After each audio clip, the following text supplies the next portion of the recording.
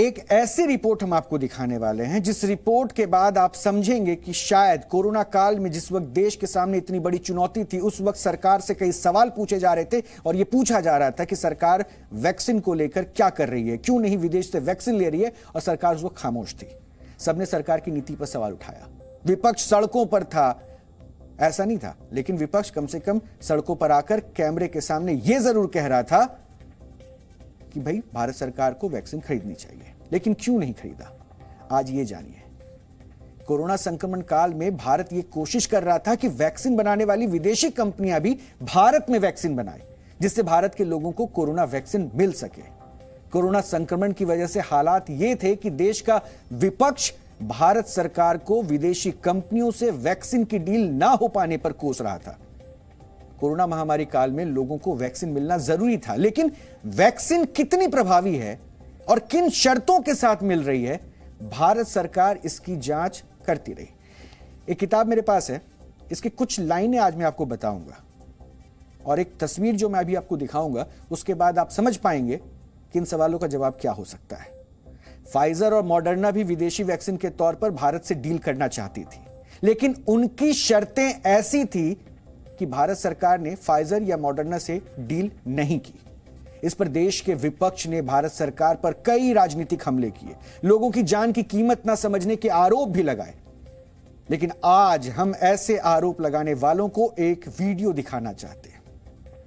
ये जो वीडियो भी हम आपको दिखाने वाले हैं, ये वीडियो अमेरिकी फार्मा कंपनी फाइजर के सीईओ एल्बर्ट बोर्ला का है और स्विट्जरलैंड के दावोस में फाइजर के सीईओ एल्बर्ट से कुछ ऐसे तीखे सवाल पूछे गए जिसके जवाब वो नहीं दे पाए। ये सवाल फाइजर की कोरोना वैक्सीन पर पूछे गए जिसके जवाब एल्बर्ट के पास थे ही नहीं।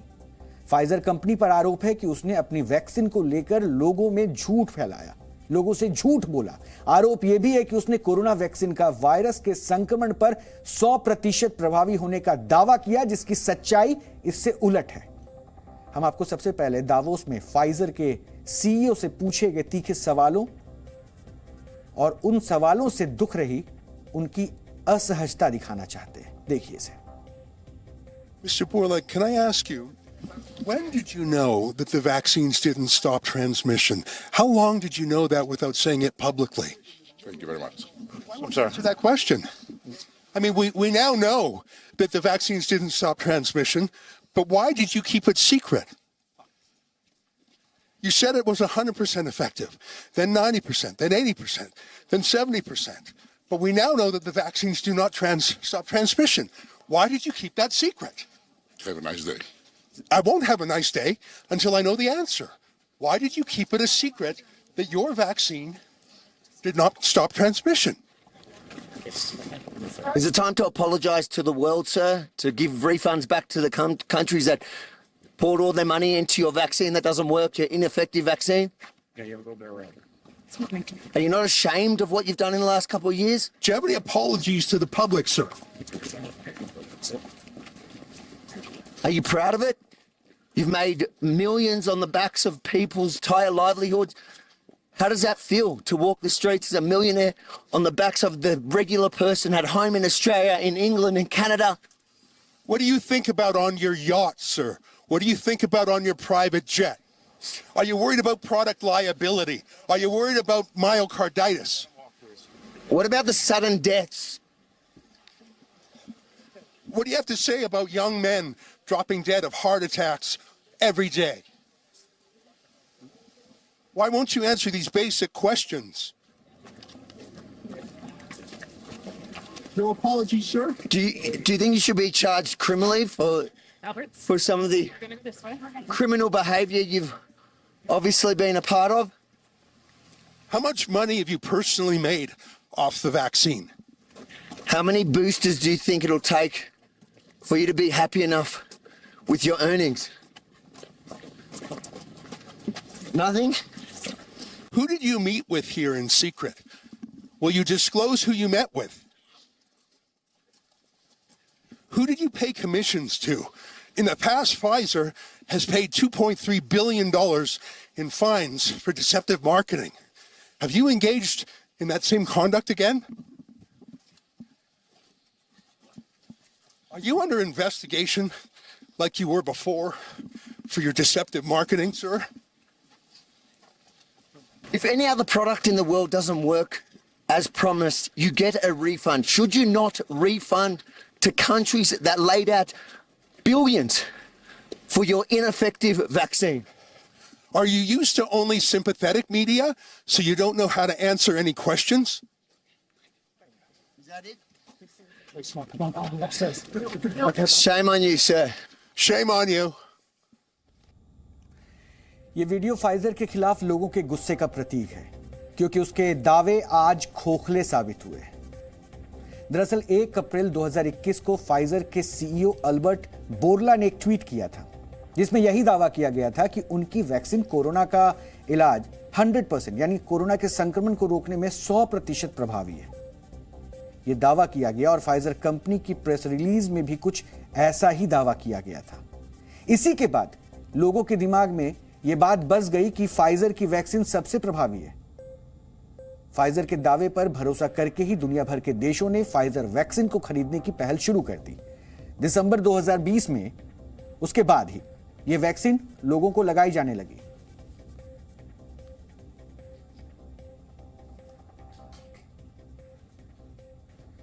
कोरोना महामारी के दौरान जब दुनिया भर में करोड़ों लोग संक्रमित हो रहे थे, मारे जा रहे थे, उस दौर में कोरोना की वैक्सीन लोगों की पहली जरूरत थी और वैक्सीन बनाने की होड़ में भारत और रूस के साथ साथ पश्चिमी देश भी लगे हुए थे।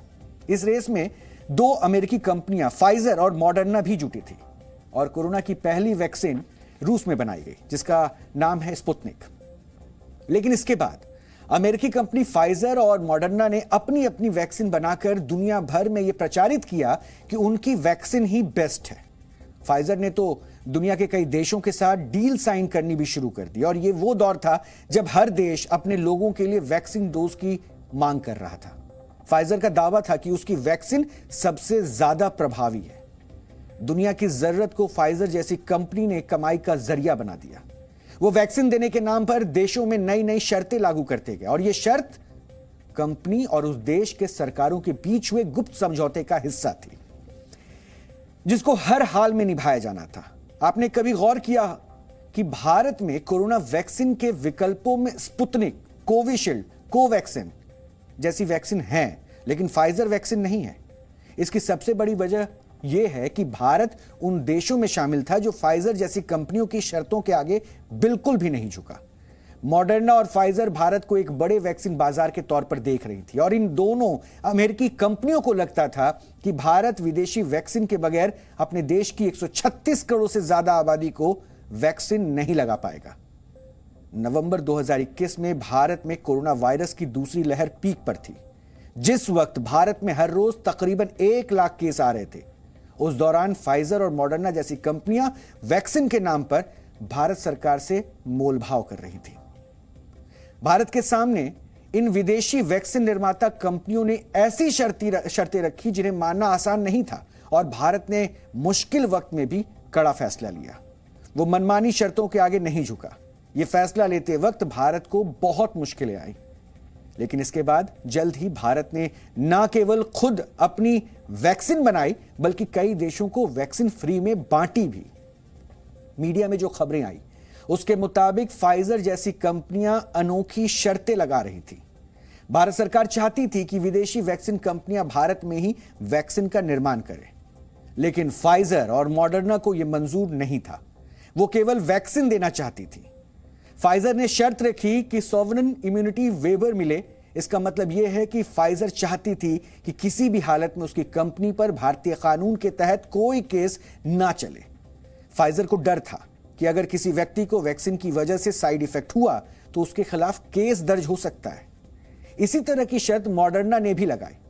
मॉडर्ना ने इंडिमिनिटी अगेंस्ट लायबिलिटी क्लॉज रखा था और इसका मतलब यह है कि अगर वैक्सीन की वजह से किसी भारतीय को कोई साइड इफेक्ट हो गया या उसकी मौत हो जाए तो कंपनी जिम्मेदार नहीं होगी।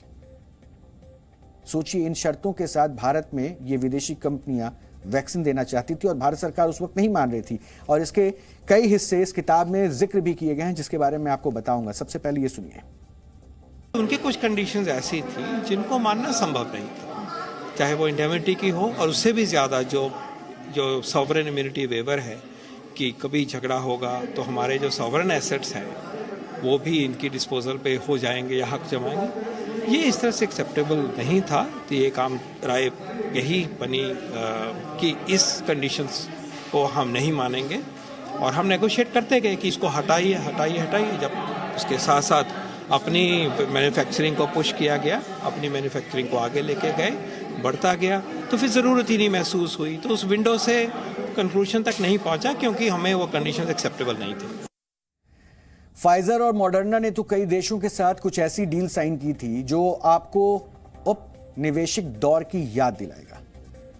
ब्रिटेन की संस्था the bureau of investigative journalism के मुताबिक फाइजर कंपनी ने लैटिन अमेरिका के कई देशों को इंडिमिनिटी के बदले में सरकारी संपत्ति गिरवी रखने की शर्त रखी, और सरकारी संपत्तियों में सैन्य ठिकाने, सरकारी बैंक और एयरपोर्ट जैसी जगह शामिल थी।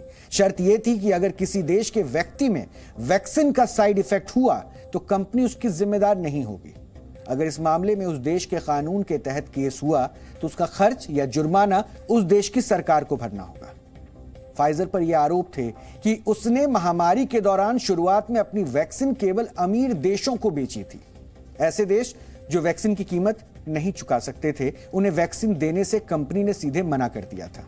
और इस तरह की शर्तें देखकर यकीनन कोई भी खुददार देश फाइजर के साथ डील तो नहीं करना चाहेगा, और भारत सरकार ने उस वक्त यही किया, जिसका जिक्र भारत में कोरोना वैक्सीन पर लिखी गई किताब ब्रेविंग अ वायरल स्ट्रोम में किया गया है। ये वो किताब है, ब्रेविंग अ वायरल स्ट्रोम। अभी मैं आपको दिखा रहा हूं, ये वो किताब है और इसमें वो जिक्र है।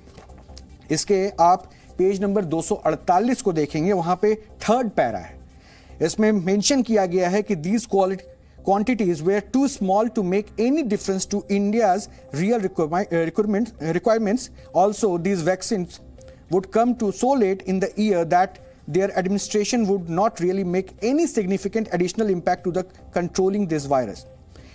It was this small quantity on offer for which Indian authors, media personalities and entertainment business stalwart put the pressure on their own government to get Pfizer vaccine, clearly a targeted exercise। यानी भारत में कई लोग ऐसे थे जिसमें businessman भी है, film industry से, एंटरटेनमेंट इंडस्ट्री से जुड़े लोग भी हैं, उन लोगों ने भी दबाव बनाया, मीडिया से भी जुड़े लोग हैं, उन लोगों ने भी सरकार पे दबाव बनाया कि फाइजर की वैक्सीन को खरीदा जाए।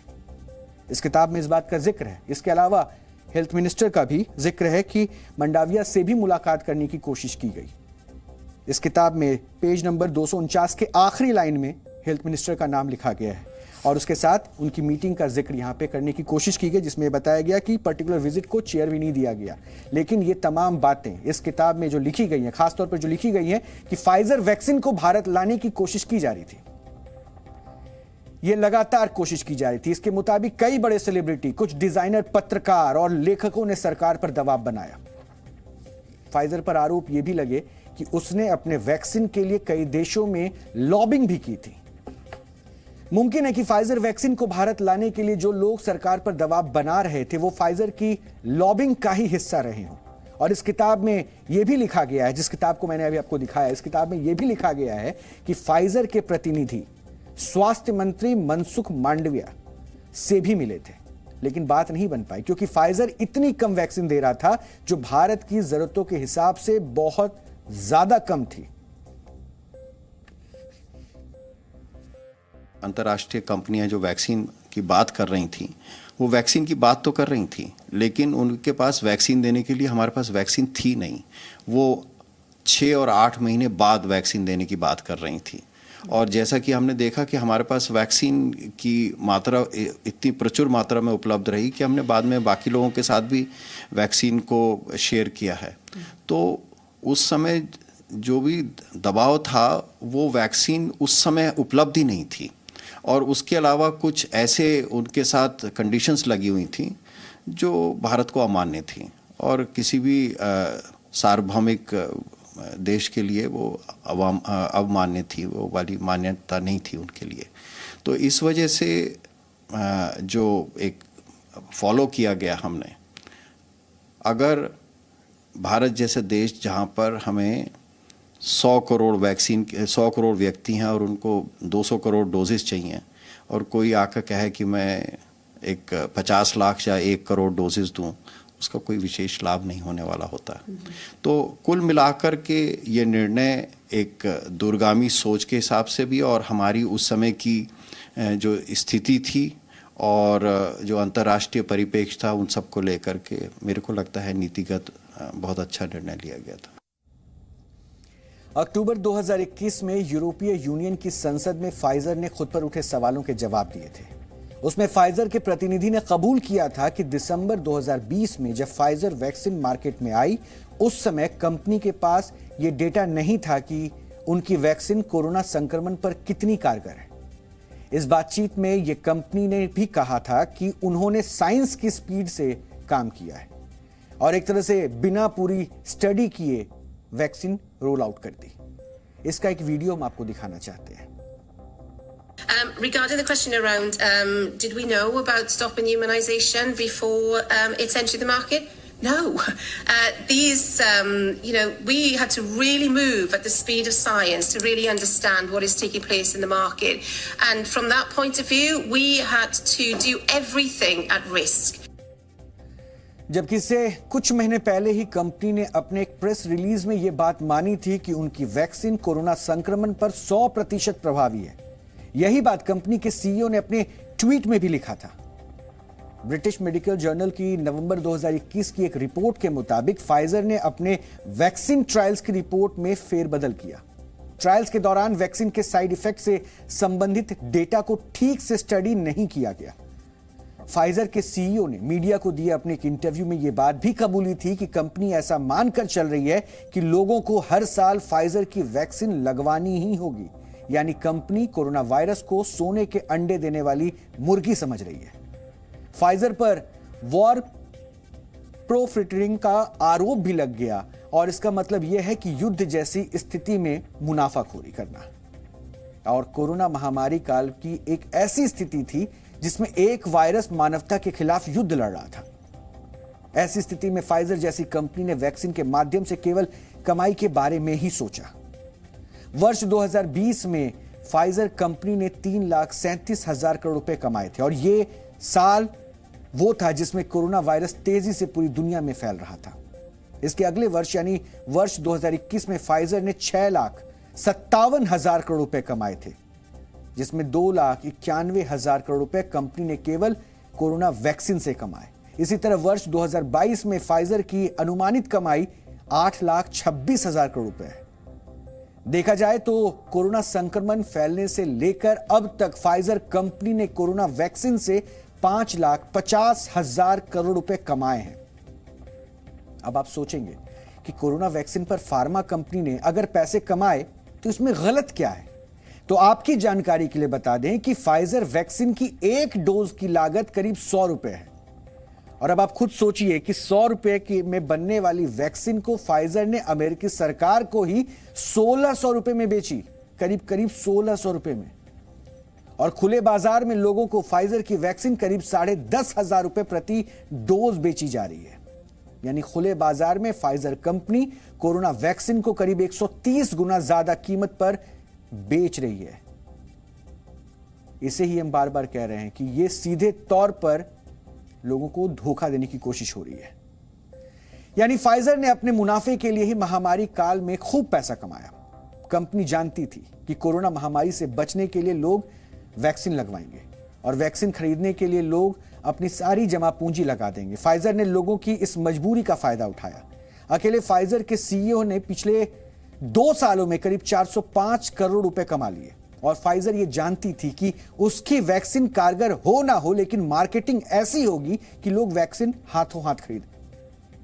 सच्चाई ये थी कि दिसंबर 2020 में वैक्सीन रोल आउट होने के समय भी कंपनी के पास वैक्सीन की क्षमता से संबंधित पूरा डेटा तक नहीं था, लेकिन मौके का फायदा उठाने में फाइजर पीछे नहीं रही।